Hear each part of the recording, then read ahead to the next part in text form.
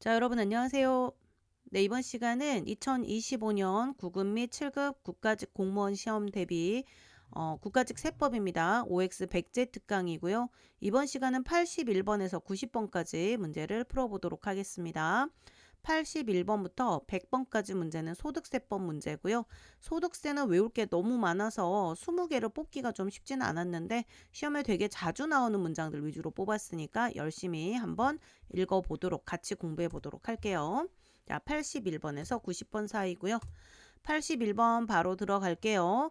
공동사업장의 소득 금액은 끊고 공동사업장을 1거주자로 보아 끊으세요. 공동사업장의 소득 금액을 계산하고 여기까지가 문장 하나네요. 그리고 그 소득 금액을 각 공동사업자가 출자 비율로 나누어 분배하여 각 공동사업자가 납세 의무를 진다. 일단 공동사업장의 사업소득 또는 혹시 출자 공동사업자다 그럼 배당소득이 되겠지만 일단은 사업소득이라는 전제로 먼저 계산을 소득금액을 해요. 공동사업장의 첫 번째 단계 소득금액 계산 단계에서는 어떻게 합니까? 마치 공동사업장을 여러 사람이 아니고 한 사람이 운영하는 것처럼 보아서 그게 이거죠. 공동사업장을 1거주자로 보아 공동사업장의 소득금액을 계산하고 그 소득금액을 분배하도록 하고 있죠. 자, 그럼 분배하는 과정이 맞는가 틀리는가 한번 생각해 보세요. 답은 O일까요? X일까요? 답은 X입니다. 자, 제가 안 읽은, 강조해서 안 읽은 부분인데요. 일단 공동사업장은 제일 먼저 1단계 어떻게 한다? 공동사업장 단위로 소득금액을 먼저 계산한다. 그리고 두 번째 단계 1단계에서 계산한 공동사업장의 소득금액을 분배하여 납세 의무는 어떻게 한다? 각 공동사업자가 납세 의무를 진다. 그래서 일단 공동사업장이 나오면 소득금액이 나와야 되고요. 그 다음에 공동사업자가 나오면 납세 의무가 나와야 되는데 요건 잘했어요. 맞는 지문이에요. 그런데 뭐가 틀렸는가? 분배할 때 손익분배 비율이 우선입니다. 지금 문장이 출자 비율로 하고 출자 비율이 없으면 손익분배 비율이다 라고 했기 때문에 틀린 거죠. 옳은 지문 볼까요? 공동사업장의 소득금액은 첫 번째 단계 공동사업장을 1거주자로 보아. 자, 공동사업장, 장이 나오면 공동사업을 경영하는 장소고 공동사업장 단위로는 소득금액이에요. 됐죠? 그리고 그 소득금액을 1거주자로 한 사람이 운영하는 걸로 봐서 계산한 소득금액을 어떻게 한다? 각 공동사업자가 각자 납세 의무를 지는 거예요. 그래서 각 공동사업자가 납세 의무를 진다. 그래서 납세 의무라고 하면 공동사업자가 나와야 되고 소득금액이라고 하면 공동사업장이 나와야 되는데 이 분배를 할 때 어떻게 분배하는가? 최우선순위가 손익분배 비율이고요. 손익분배 비율은 약정하는 거거든요. 그래서 자기가 업무에 기여하는 정도라든가 뭐 브랜드 네임이라든가 뭐 이런 거에 따라서 일단 자기들끼리 약정한 비율이 손익분배 비율이고 그 손익분배 비율이 만약에 없다 그러면 투자한 거를 출자 비율이라고 하거든요. 그래서 일단 분배하는 방법이 틀렸다. 근데 나머지 지문은 다 맞다. 세 가지 핵심 쟁점이 있습니다. 첫 번째, 자, 공동사업장의 소득금액 등 단계에서는 계산 단계에서는 어떻게 한다? 공동사업장 단위로 계산하고 나중에 납세 의무를 질 때는 누구 단위? 공동사업자 단위로 계산한다. 그런데 이렇게 1단계에서 계산한 공동사업장 전체의 소득금액을 각 공동사업자에게 분배할 때는 어떻게 한다? 우선 손익분배 비율이 있으면 손익분배 비율 으로 분배를 하고요. 만약에 손익분배 비율이 정해져 있지 않다 그러면 그거는 그냥 자기 투자 원금 대비로 가는 거예요. 그래서 후순위가 출자 비율입니다. 순서가 틀려서 틀린 지문이었고요. 이 문장 되게 잘 나오는 지문인 거 아시죠? 열심히 암기하시고 2번으로 갑니다. 공동사업의 경우 거주자 1인과 그와 법령이 정하는 특수관계에 있는 자가 자 공동사업자에 포함되어 있는 경우에는 당의 특수관계인의 소득금액은 주된 공동사업자의 소득금액으로 보아야 한다. 맞나요? 틀리나요? 이건 조금 어렵습니다. 자, 답은 X죠. 왜요? 자, 여러분 특수관계가 있다고 무조건 합산하는 게 아니에요. 특수관계가 있다고 무조건 합산하는 게 아니고요. 이게 이제 특수관계인의 소득금액을 주된 공동사업자의 소득금액으로 본다는 게 특수관계인 거하고 주된 공동사업자 거를 합산해서 과세하겠다는 건데 소득세법은 개인별 과세가 원칙이기 때문에 정말 특별한 특정한 사유가 없다면 합산과세하지 않습니다. 여기 보시면 공동사업의 경우 거주자 1인과 특수관계에 있는 자가 공동사업에 포함되어 있다. 그럼 아무 전제 없이 특수관계인 거를 주된 공동사업자 걸로 해야 된다. 이건 세모가 아니고 X 틀린 지문이에요. 왜냐면 자, 여기 색깔 칠하다 말았네. 자, 조세를 회피하기 위하여 어떻게 했다? 자, 특수관계에 있는 자가 포함이 돼 있는데 가장 대표적으로는 손익분배 비율이 허위이거나 이랬을 때는 어떻게 한다? 조세 회피 목적이 명백하다고 보고요. 조세 회피 목적이 있을 때는 우리 특수관계인의 소득금액을 주된 공동사업자의 소득금액에 합산해서 주된 공동사업자의 종합소득세 신고로 가요. 대신 그 경우에 그 특수관계인은 자기가 분배받을 소득금액을 한도로 주된 공동사업자와 연대납세물을 진다. 요거를 우리가 뭐라고 하냐면 공동사업 합산과세 특례 규정이라고 하거든요. 그래서 공동사업 합산과세 특례는요. 아무 때나 특수관계에 있다라는 전제 조건 하나만으로 성립하는 게 아니고 조세 회피 사유가 있어야 돼요. 조세 회피 사유에 대한 언급이 아예 있지도 않은데 무조건 특수관계인 거를 주된 공동사업자한테 합산한다 했으니까 틀린 거예요. 왜냐하면 원칙이 만약에 저랑 제 배우자랑 특수관계인이죠. 저랑 제 배우자가 둘이 정말로 1억 1억씩 각자 정말로 투자하고 각자 일주일에 월수금은 제가 일하고 뭐 월화수는 제가 일하고 목금토는 제 배우자가 일하고 이런 식으로 실제로 일도 하고 투자도 했다라고 한다면 그거는 사실 특수관계인이지만 소득세는 개인별 과세니까 원래 원칙이 개인별 과세거든요. 그래서 자, 특수관계인, 예를 들어 특수관계인이 A다 그러면 주된 공동사업자는 A가 아닌 사람인 거예요. 그래서 다른 사람 소득에 합산한다는 얘기는 합산과세 특례를 얘기하는 건데 원래 소득세는 원칙이 합산과세 특례가 아니기 때문에 이렇게 전제 조건 없이 이렇게 적으면 이거는 틀린 지문입니다. 어떤 조건이 필요하다? 손익분배 비율을 허위로 정하는 등의 조세를 회피하고 있는 것이 명백할 때 그럴 때 이제 공동사업 합산과세 특례 규정을 적용한다.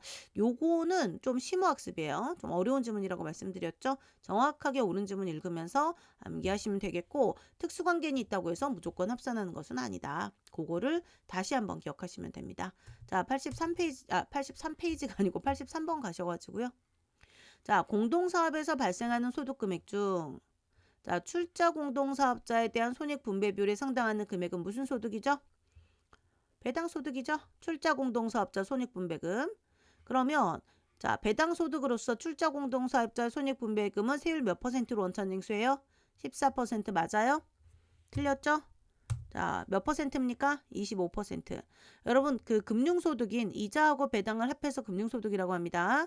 이자소득과 배당소득 중에서 25%짜리 원천징수하는 거 두 개 있죠. 출자공동사업자의 손익분배금 그리고 어떤 거 비영업대금이 두 개는 자 원래 금융소득은 원칙적으로는 14% 세율을 적용하지만 그거 말고 여기 출자공동사업자라든가 비영업대금 이익은 25% 세율이 원칙이다. 그래서 원칙이 뭐 예외가 있는 건 아니에요. 그래서 25% 세율짜리가 두 개, 출자공동사업자 그리고 비영업대금이 물론 이제 출자공동사업자라고 얘기했을 땐 금융소득일 때를 얘기하는 겁니다. 당연히 그렇게 읽고 암기하고 넘어가시면 되겠습니다.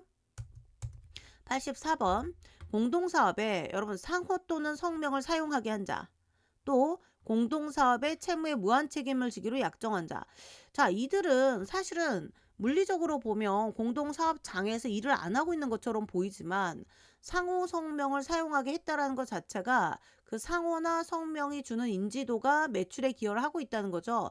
따라서 상호 성명을 사용하게 한 자는 매출에 즉 영업활동에 도움이 되는 행동을 하고 있고요. 그 다음에 공동사업의 채무에 무한 책임을 져요. 그럼 결국 혹시 업무에 참여하는 업무를 하고 있는 공동사업자가 뭔가 업무상 뭐 손해배상금 지급할 일이 생긴다든가 뭐 막말로 사고를 쳐도 결국 채무를 자기가 다 감당하기로 했기 때문에 업무를 전폭적으로 지원하고 있는 거죠. 이 사람들은 사업에 참여하고 있는 겁니다. 그래서 그들은 출자공동사업자인가 아닌가 생각해 보세요. 출자공동사업자가 아니다. 출자 공동사업자는 진짜로 돈만 내놓고 아무것도 안 하는 건데 지금 상호 성명을 빌려주거나 또는 채무의 무한 책임을 지기로 약정한 것 자체는 일단 사업에 상당히 많은 영향을 끼치고 있다. 그래서 그들은 사업소득이다입니다. 그래서 요거 외우셔야죠. 공동사업에 상호 성명을 사용하게 한 자는 출자 공동사업자이다. 아니다. 아니다. 아니기 때문에 무슨 소득? 사업소득. 됐죠? 하시고 또 공동사업의 채무에 대해서 무한 책임을 지기로 약정하였다.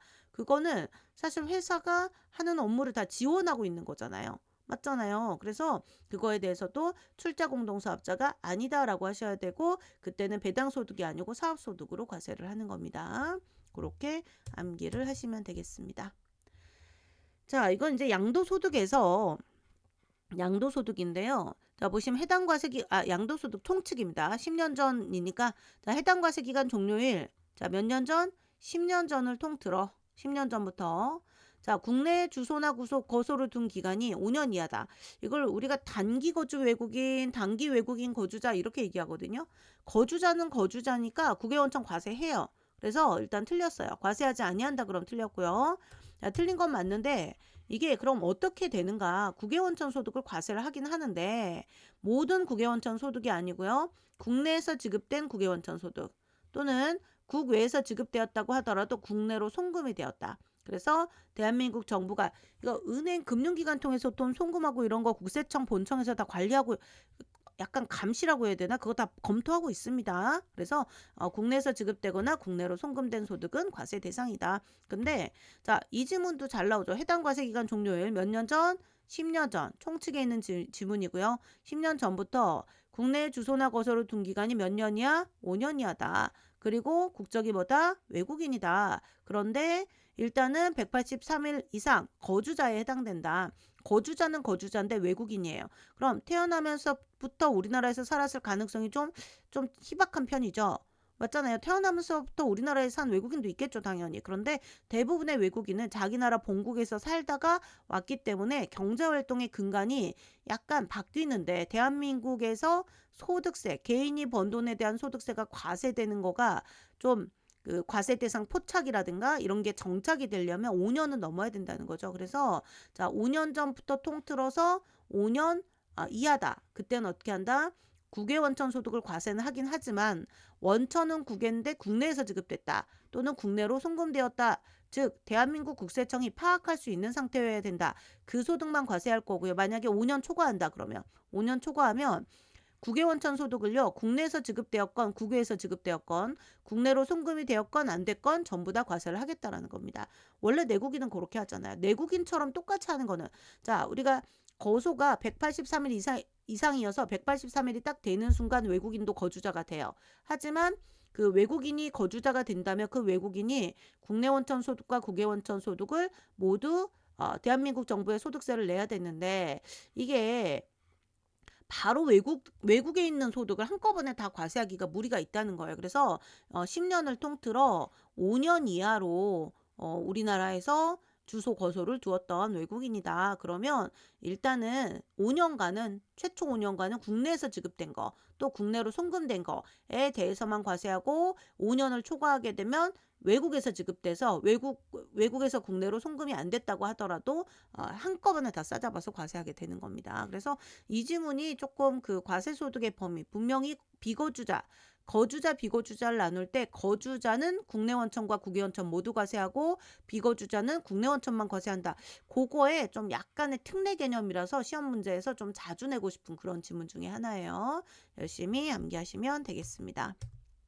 자, 86번 거주자의 자, 국외에 있는 부동산의 양도에 대한 소득 국외자산 양도 자, 아까 뭐 85번을 이건 줄 알고 읽으려고 그랬어요. 양도소득세 과세 대상이다. 자, 국외자산 양도는 당연히 양도소득세 과세 대상이 맞겠죠. 근데 일단 그 거주자 중에서 분명히 국외자산 양도에 대한 양도소득세를 내려면요. 양도일 기준으로 최근 5년간 최근 계속 3년이 아니고 계속 5년 이상 국내 주소 거소를 둔 자가 국외에 있는 부동산을 양도하면 과세하겠다. 요겁니다. 그래서 외우시면 틀린 지문이고요. 거주자인데 해당 자산 양도일 과세기간 종료일 아니고 양도소득세는 항상 양도일 기준으로 판단합니다. 양도일까지 계속하여 5년 이상. 계속이에요. 자, 계속이고 5년이고요. 국내 주소고서를 둔 자, 그들의 국내에 있는 국외에 있는 부동산 양도에 대한 양도소득은 이게 사실은 국외자산 양도는 지금 부동산만 있다라고 생각하시면 돼요. 그룹으로. 자, 국외자산 양도에 대한 양도소득은 양도소득세 과세 대상이 맞지만 자, 거주자가 해당 자산의 양도일까지 계속해서 5년 이상은 국내에 주소고소가 있었어야 된다. 그래서 밑에 있는 옳은 지문은 어찌됐건 최소 5년 정도는 유지를 했었어야 주소고서를 유지를 했었어야 외국에 있는 부동산을 팔아도 대한민국 정부가 싹 다 잡아서 과세하겠다. 이 개념입니다. 3년이 아니고 5년이죠. 이게 양도소득세 파트에 거의 한 8번 나온 지문이에요. 되게 잘 나오는 지문이니까 다시 암기해 놓으시고요. 87번 원천징수되는 소득으로서 끊고 종합소득 과세표준을 계산할 때 합산하지 아니한 소득. 여러분 종합소득 원천징수가 되긴 됐는데 종합소득 과세표준을 계산할 때 합산되지 않았다. 그럼 얘는 뭐예요? 원천징수 분리과세죠? 원천징수 분리과세 대상이면 자 원천징수되는 소득세에 대해서 납세물을 지지 아니한다. 맞아요? 틀려요?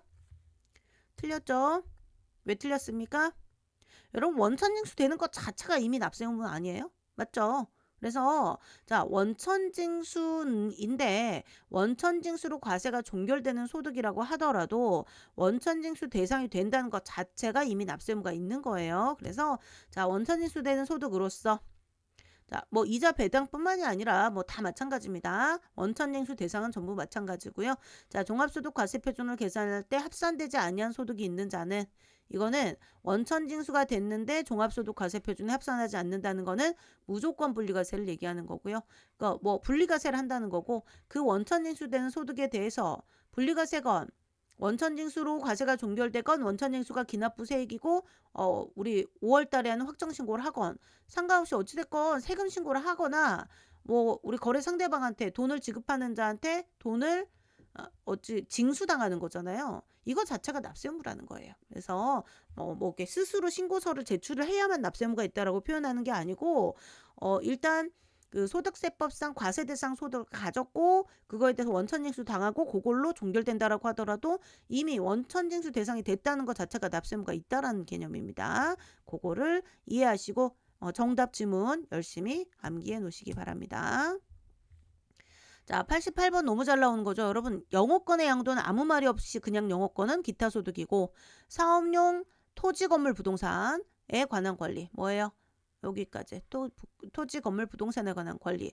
자, 사업에 사용하는 토지 건물 부동산에 관한 권리와 자, 함께 양도하는 영업권이에요. 그럼 걔는 기타 소득이 아니고 양도 소득이죠. 틀렸습니다. 올바른 지문 다시 읽어보시면 영업권의 양도는 기타 소득이 맞아요. 아무 말이 없을 때 영업권은 기타 소득이고요. 점포 임차권도 영업권에 포함됩니다. 사업용 토지. 자, 다른 건 안 되고 부동산, 토지, 건물, 부동산에 관한 권리. 자, 그냥 권리가 아니고 부동산 권리예요. 와 함께 양도하는 영업권의 양도는 양도소득이다. 그냥 영업권의 양도는 기타소득이고요. 자, 양도소득으로 가면 실제 필요경비를 빼주는 거고요. 영업권만 양도했을 때는 몇 퍼센트? 60% 추정필요경비 항목이다. 그것도 같이 기억해 놓으세요. 자, 89번입니다. 공익사업과 관련 없다라는 건 사실 공익사업 관련된 거가 아닌 나머지 것들을 얘기하는 거고요. 자, 지역권, 지상권 설정되어는 원래 사업소득이다. 그리고 공익사업과 관련된 지역권, 지상권 설정 대요로 인한 금품은 과세하지 아니한다. 뭐 뜬금없는 소리예요. 완전 틀렸죠? 자, 보시면 자, 아무 말 없이 지역권, 지상권의 설정 또는 그냥 굳이 말을 만들어서 공익사업과 관련 없다. 그러면 사업소득이 맞아요. 그런데 사실은 정확한 법 명칭은 공익사업을 위한 토지 등의 취득 및 보상에 관한 법률인데요. 뭐 그냥 시험에서는 공익사업 관련이라고 보시면 되고 지역권, 지상권 등의 설정 및 대여로 인한 금품은 자 원래 기타 소득으로 과세를 해요. 공익사업 관련해서는. 근데 공익과 관련이 없을 때는 사업소득으로 과세를 한다. 요것도 정확하게 암기해 놓으시기 바랍니다. 자 90번 직장공제 초과 반환금 뭐예요? 이자소득이죠. 무조건 무슨 소득? 분리과세 대상 소득이다. 틀렸고요. 그래서 직장공제 초과 반환금은 이자 소득이 맞고 이자 소득으로 열거가 되어 있고요. 무조건 분리과세 대상 소득이다. 원천징수는 기본세율을 적용해요. 옛날 옛적에 아주 옛날에 적용하던 퇴직소득 계산구조처럼 돼 있습니다. 그거는 뭐 계산구조는 됐는데 기본세율을 적용한다. 요것만 알아놓으시면 되겠어요. 자, 81번부터 90번까지가 주로 이제 소득금액 계산 특례 파트라든가 또는 이자 배당에서 좀 잘 나오는 문제들 그런 것들 위주로 연습을 했고요. 열심히 암기를 하시면 이게 쌓이고 쌓여가지고 나중에 진짜 시험장에 갔을 때 OX가 바로 나와요. 그럼 된 거예요. 되셨죠? 그냥 한참 시험장에서 문장을 보고 생각하시면 안 돼요. 이미 문장을 보자마자 어디가 맞다 틀리다를 확인하실 수 있게끔 거의 문장을 통째로 외우고 계셔야 되거든요. 여러분 그거 잘 하실 수 있을 거라고 생각합니다. 그래서 일단은 여기 81번부터 90번까지 소득세법에 나오는 문제들 중에 가장 많이 나오는 거 10문제를 풀어봤어요. 이번 시간 열심히 복습하시고요. 다음 시간은 91번부터 풀도록 할게요. 수고하셨습니다.